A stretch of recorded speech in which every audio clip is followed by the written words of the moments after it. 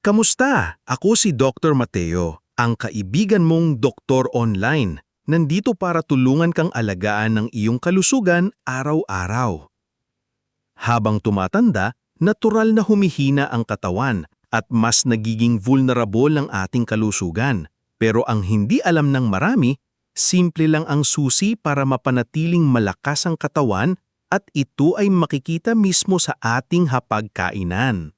Ang mga prutas ay likas na puno ng bitamina, antioxidants at fiber na kayang magpabagal ng pagtanda ng cells, magpalakas ng immune system at magprotekta laban sa mga sakit.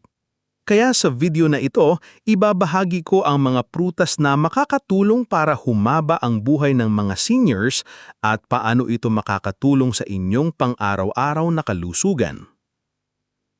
1. Mansanas. An apple a day keeps the doctor away.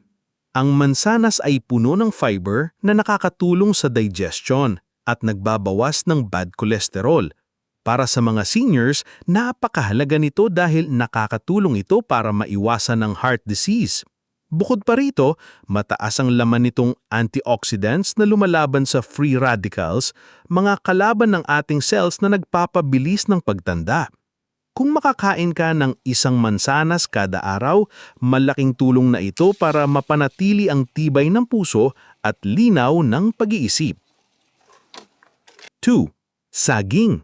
Para sa lakas at tibay ng kalamnan. Ang saging ay isang abot-kayang prutas na punong-puno ng potassium. Ang potassium ay nakakatulong para maiwasan ng muscle cramps at pinananatili ang normal na tibok ng puso. Para sa mga seniors na madalas nakakaranas ng panghihina o pananakit ng kalamnan, ang pagkain ng 1 hanggang 2 saging sa maghapon ay makakatulong para sa enerhiya at lakas ng katawan. 3. Papaya.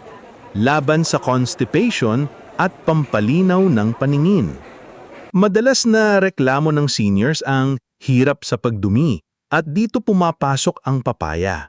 Dahil mataas ito sa fiber at digestive enzymes tulad ng papain, nakakatulong ito para maging regulam ang pagdumi at maiwasan ng kabag.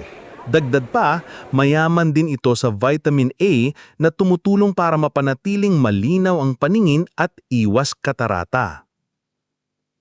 4. Ubas. Maliit pero makapangyarihan para sa puso at utak. Ang ubas ay kilala sa resveratrol, isang natural compound na nakakatulong protektahan ng puso laban sa pagkabara ng ugat at nagpapanatili ng maayos na daloy ng dugo. Bukod pa dito, napatunayan din na mabisa ito para mapabuti ang memorya at function ng utak, isang malaking tulong para sa mga seniors na gustong manatiling alerto at aktibo sa pag-iisip. 5. Mangga, pampalakas ng immune system at energy booster. Ang mangga ay loaded sa vitamin C na panlaban sa sipon at iba't ibang infeksyon. Bukod pa rito, may natural na tamis ito na nagbibigay ng instant energy sa katawan, perpekto para sa mga seniors na madaling mapagod. Pero tandaan, dapat ay nasa tamang dami lang ang pagkain ng mangga, lalo na kung may diabetes. Kaya mga kaibigan, hindi kailangang mahal o komplikado ang paraan para mapanatiling malakas ang katawan at mapahaba ang buhay. Simulan lang sa simpleng pagkain ng mga prutas na ito araw-araw at makikita ninyo ang malaking pagbabago sa inyong kalusugan.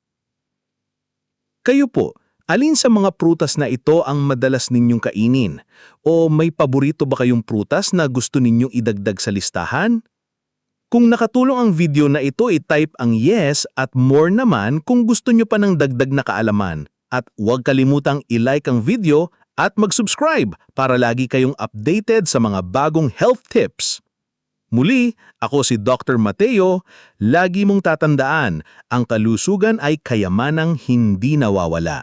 Ingat ka palagi at magkita tayo sa susunod na video.